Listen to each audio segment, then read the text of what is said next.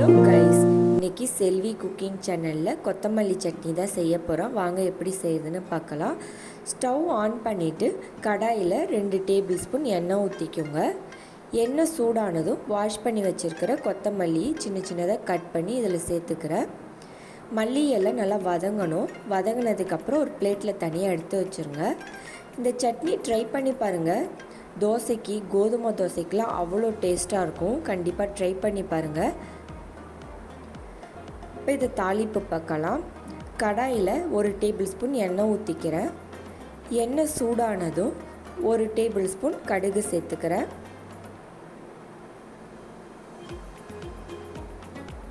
கடுகு தாளித்ததுக்கப்புறம் 1 table spoon ஜீரகம் சேர்த்துக்கிறேன்.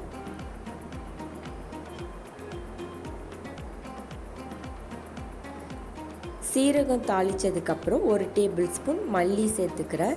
இதெல்லாம் தாளிச்சிட்டு அதில் 5 பச்சை மிளகா சேர்த்துக்கிறேன். காரத்துக்கு உங்களுக்கு ஏற்ற மாதிரி காரம் சேர்த்துக்கோங்க. அதுக்கப்புறம் 10 பூண்டு பல் சேர்த்துருக்கேன். 2 கொத்து கருவேப்பிலை சேர்த்துக்கிறேன்.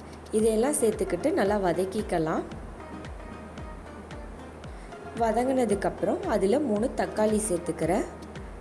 தக்காளி சேர்த்துட்டு சட்னிக்கு தேவையான அளவு உப்பு சேர்த்துட்டு நல்லா வதக்கிக்கோங்க. தக்காளி நல்லா வதங்கணும்.